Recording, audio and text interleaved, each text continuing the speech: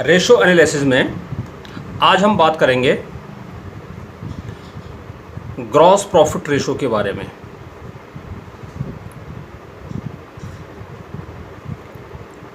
सकल लाभ अनुपात, gross profit ratio. Gross profit ratio company की जो सेल्स है, उस सेल्स या जो टोटल रेवेन्यू जिसको हम कहते हैं, जितना हमारा टोटल रेवेन्यू है या टोटल सेल्स जितनी हमारी है या नेट सेल्स जो हमारी है, net sales mean sales minus sales return. तो हम अपनी नेट सेल्स में से अगर जिस गुड्स को हम सेल कर रहे हैं, जिस आर्टिकल को हम सेल कर रहे हैं, उसको बनाने के लिए उसकी मैन्युफैक्चरिंग में जो हमारी कॉस्ट लगी है, अगर हम उसको माइनस कर दें तो हमें ग्रॉस प्रॉफिट मिल जाता है।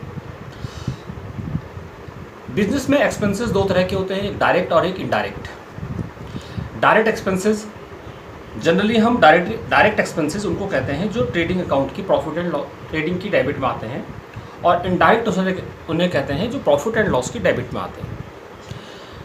तो अगर मैं आपको पहले एक बहुत इजी एग्जांपल लेके हम चलते हैं कि सपोज ये हमारे पास पेन है और हमने ये 10 पेन परचेज किए at the rate of 10 each. 10 रुपये का एक पेन हमने लिया, कुल मिलाकर के हमने 100 रुपये की परचेज की। ये हमारी परचेज है। और जो हमारे पास सेल्स है,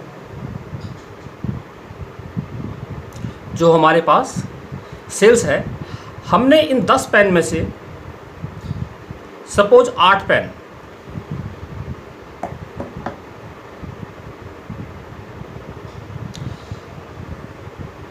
₹15 के हिसाब से एक पेन हमने बेचा है, तो हमारी सेल होगी 105। तो हमारा प्रॉफिट कितना होगा इसमें? हम इस समय बाकी एक्सपेंसेस अभी इग्नोर कर रहे हैं। इसमें ये हमारी परचेज है 100 रुपये की, 100 रुपीज़ की हमारी परचेज है। सेल हमारी 105 की है, तो हमारा ग्रॉस प्रॉफिट कितना होगा?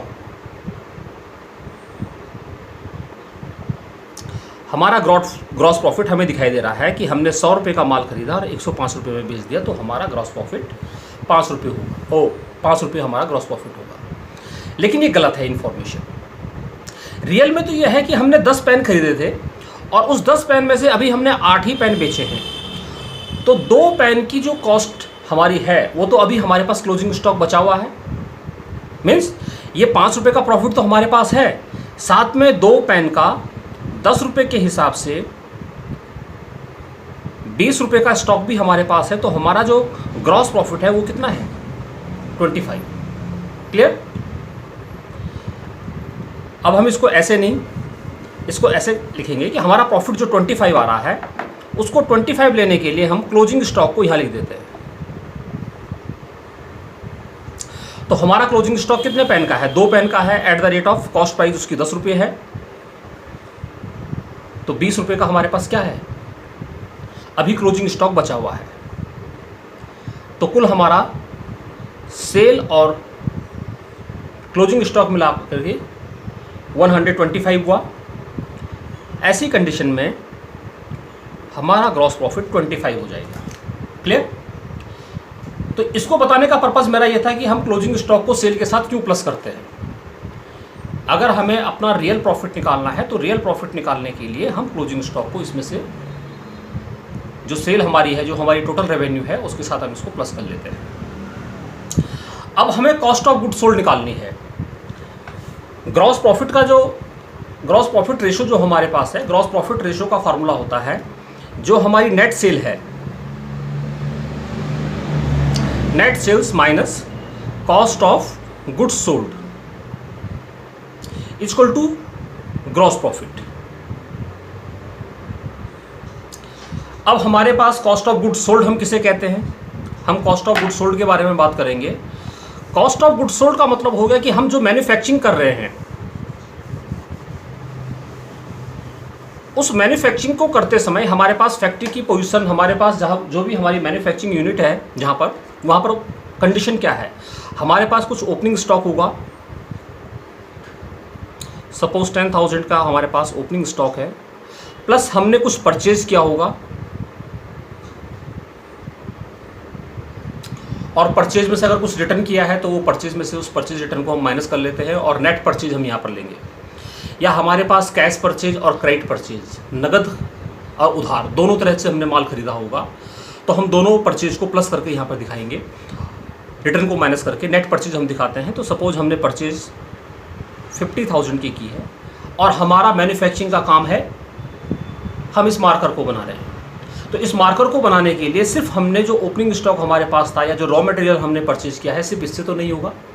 इसके बाद फैक्ट्री में हमारे जितने एक्सपेंसेस हैं, फैक्ट्री के रिलेटेड जितने हमारे पास एक्सपेंसेस हैं जिनको कि हम डायरेक्ट एक्सपेंसेस कहते हैं, वो मैन्युफैक्चरिंग एक्सपेंसेस हो सकता है, या फैक्ट्री के अंदर अगर हमने फैक्ट्री का रेंट दिया है, या फैक्ट्री के अंदर हमारा कोल गैस पावर कुछ भी लगा है, उन सबको हम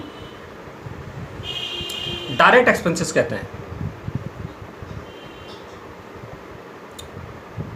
तो उस डायरेक्ट एक्सपेंसेस को भी हम इसमें प्लस कर लेते हैं। तो opening stock plus purchase plus direct expenses, clear? ये हमारी टोटल कॉस्ट आ गई 70,000,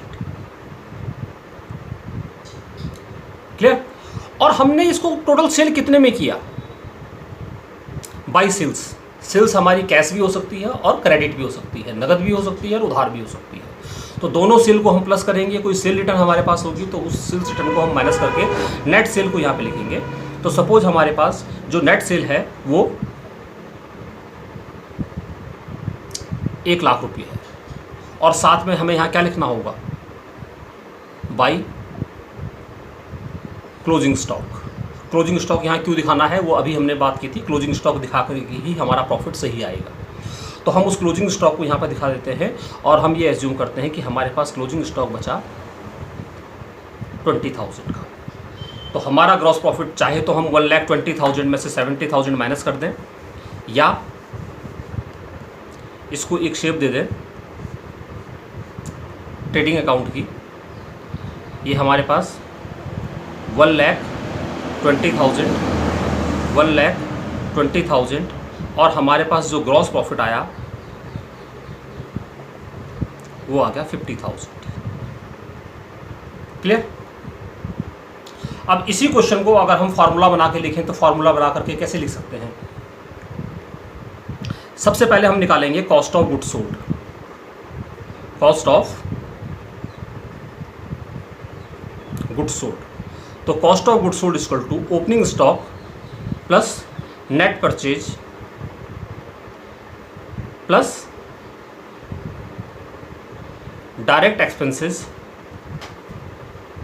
माइनस क्लोजिंग स्टॉक। अभी हमने सिर्फ इस क्लोजिंग स्टॉक को माइनस किया है, सेल को छोड़ दिया। तो कॉस्ट ऑफ गुड्स सोल्ड हमारे पास कितनी होगी? ओपनिंग स्टॉक है हमारे पास 10,000 प्लस नेट परचेज है 50,000 प्लस डायरेक्ट एक्सपेंसेस हैं 10,000 और माइनस क्लोजिंग स्टॉक है हमारे पास 20,000। तो 50 plus 10 60, 70 minus 20 equal to 50,000, clear? तो कॉस्ट ऑफ गुड्स सोल्ड हमारे पास कितना आ गया? 50,000। हमारा ग्रॉस प्रॉफिट कितना है? मैं जीपी यहाँ पे नोट कर लेता हूँ। जीपी हमारा आया है 50,000। और अब हम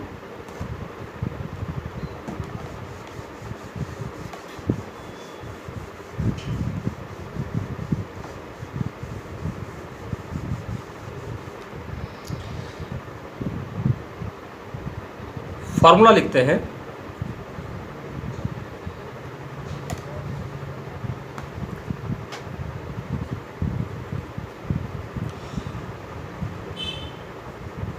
gross profit equal to net sales minus cost of goods sold. हमारे पास नेट सेल कितनी थी? Gross profit equal to net sale हमने फाइंड की थी। सॉरी, हमारे पास नेट सेल जो गिवन थी वो थी 1 लाख। अभी हमने जो फॉर्मेट बनाया था उसमें हमने सेल लिखी थी 1 lakh, less cost of goods sold हमारे पास कितनी आई? 50,000। तो ग्रॉस प्रॉफिट इक्वल टू हमारे पास हो गया 50,000। Clear?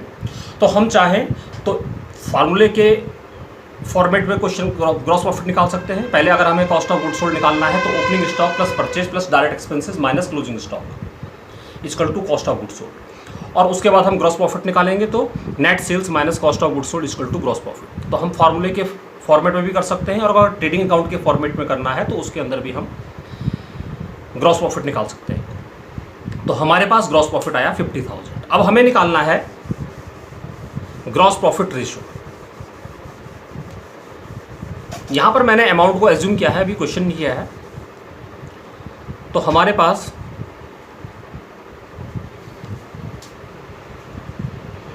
Gross profit ratio equal to होगा gross profit upon net sales into 100। Percentage में हम इसको लेंगे तो ग्रॉस प्रॉफिट हमारा कितना था 50,000, नेट सेल थी 1 लाख इंटू 100 इक्वल टू 50%। तो हमने ग्रॉस प्रॉफिट रेशो हमारा कितना आया 50% आया। ये 50% क्या है? ये जो ग्रॉस प्रॉफिट रेशो है ये हमें हमारी एफिशिएंसी या हमारी काम करने की जो कैपेसिटी है फैक्ट्री के अंदर या फैक्ट्री के अंदर जो मैनेजमेंट है उस मैनेजमेंट ने कैसा काम किया है ये उसको शो करता है। देखो हमारे पास अगर बाई सपोज कोई नेट प्रॉफिट 50,000 का हमारा नेट प्रॉफिट है, ओवरऑल प्रॉफिट नेट प्रॉफिट, मैं ग्रॉस प्रॉफिट की बात नहीं कर रहा हूँ, मैं नेट प्रॉफिट की बात कर रहा हूँ, या नेट प्रॉफिट सपोज हमारे पास 80,000 है। तो वो जो 80,000 हमारा नेट प्रॉफिट है उसमें अगर हम नेट प्रॉफिट को फिर नेट प्रॉफिट के अंदर भी थोड़ा सा डीपली ये जानना चाहें कि हमारा प्रॉफिट कम या ज़्यादा किस वजह से हो रहा है, किस कारण से हो रहा है।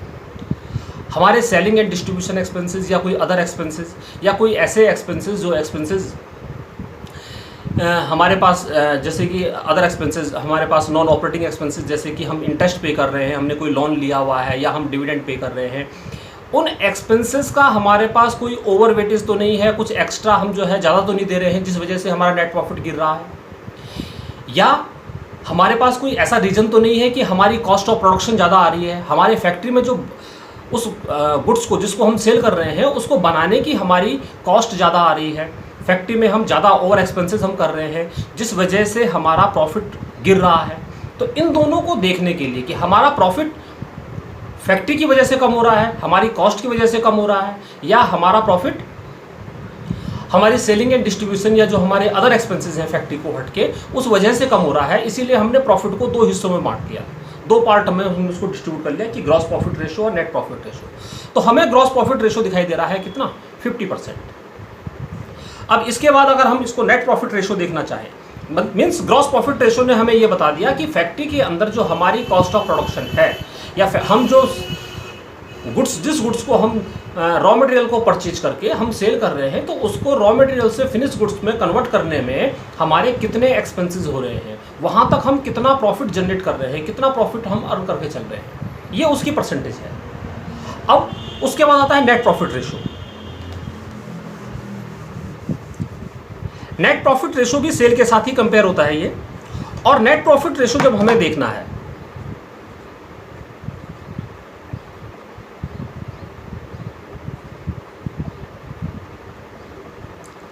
तो नेट प्रॉफिट रेशो होता है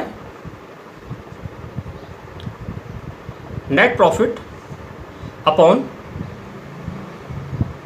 नेट सेल्स इंटू 100। अब हमें नेट प्रॉफिट देखना है, हमारे पास नेट प्रॉफिट क्या है। तो नेट प्रॉफिट देखने का मेथड भी वही है कि अभी हमने जैसे ग्रॉस प्रॉफिट के लिए पहले हमने ट्रेडिंग अकाउंट बनाया था, वैसे ही नेट प्रॉफिट को फाइंड करने के लिए हमें क्या बनाना पड़ता है, प्रॉफिट एंड लॉस अकाउंट बनाना पड़ता है। और उस प्रॉफिट एंड लॉस अकाउंट में जो हमारे पास ग्रॉस प्रॉफिट है बाई ग्रॉस प्रॉफिट, हमारा ग्रॉस प्रॉफिट 50,000 आया था, और उसमें हमारे फैक्ट्री के बाद जितने भी अदर एक्सपेंसेस हैं, अदर एक्सपेंसेस मीन्स जो हम ऑफिस में यूज करते हैं, जैसे हमने सैलरी पे की 5,000, या हमने ऑफिस में रेंट पे किया 2,000, या हमने कोई इंटरेस्ट पे किया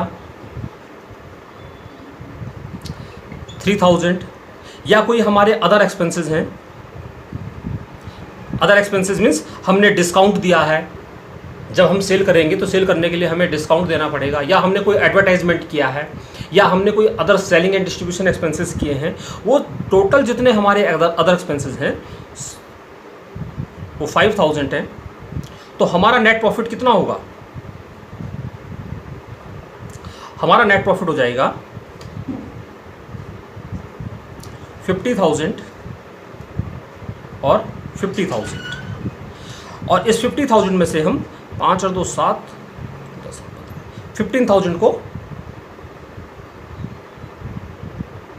15,000 को माइनस करेंगे तो हमारा नेट प्रॉफिट आ गया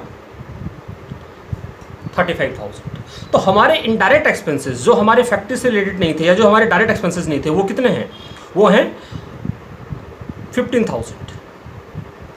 तो ये तो हमारे पास प्रॉफिट एंड लॉस अकाउंट की शेप है। अगर हम प्रॉफिट एंड लॉस अकाउंट बनाते हैं, वहाँ से हम नेट प्रॉफिट लेते हैं। इसी को अगर हम डायरेक्ट एक इक्वेशन या एक फार्मूले की शेप में लेना चाहें तो हम ये कह सकते हैं कि gross profit minus indirect expenses, यानी कि 50,000 minus 15,000। Gross profit minus indirect expenses. Indirect expenses हमारे पास क्या है? जो फैक्ट्री के नहीं है, या जो कॉस्ट ऑफ प्रोडक्शन का पार्ट नहीं है। सैलरी है, रेंट है, इंटरेस्ट है, बैड डेब्ट्स है, अगर कोई बिजनेस में कोई पैसा डूब जाता है, या इंटरेस्ट आपने कोई पे किया है, या रेंट पे किया है, ऑफिस रेंट पे किया है, या एडवर्टाइजमेंट एक्सपेंसेस आपने किए हैं, या कोई कमीशन आपने दी है, वो सब मैंने अदर एक्सपेंसेस में उसको ले लिया है। तो हम ये कह सकते हैं कि अगर हम इसमें से 50,000 में से 15,000 को माइनस करेंगे तो हमारे पास सेम यही 35,000 नेट प्रॉफिट आ जाएगा। क्लियर? तो हम फार्मूला ये बना सकते हैं,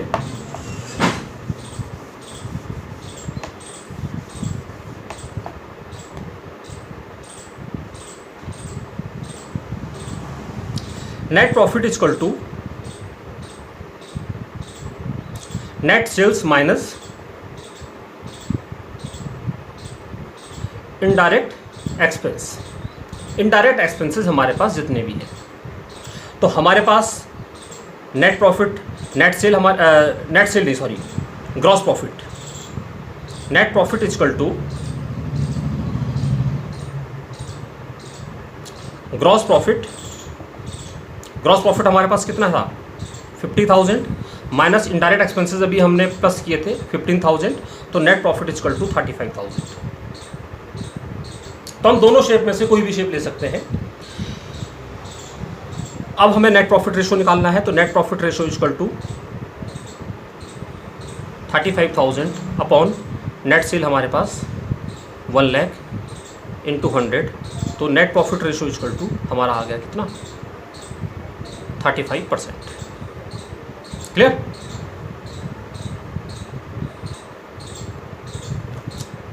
तो हमारे पास ग्रॉस प्रॉफिट रेशियो कितना था? 50% था। नेट प्रॉफिट रेशियो कितना है? 35% है। तो मैनेजमेंट फ्यूचर की जो प्लानिंग बनाएगा, फ्यूचर की प्लानिंग बनाते समय उसको एक आइडिया यहाँ पर ये मिल जाएगा कि उसको ग्रॉस प्रॉफिट यानी कि कॉस्ट ऑफ प्रोडक्शन से उसको जो है फ़ायदा ज़्यादा हो रहा है, या अदर एक्सपेंसेस को, जो इनडायरेक्ट एक्सपेंसेस हमारे पास हैं, उससे उसको ज़्यादा बेनिफिट हो रहा है, या दोनों का प्रोपोर्शनेट रेशो लगभग एवरेज है, ठीक है, बराबर है, या हमें यहाँ पर कहाँ पर जो है अपने एक्सपेंसेस को कंट्रोल करने की ज़रूरत है।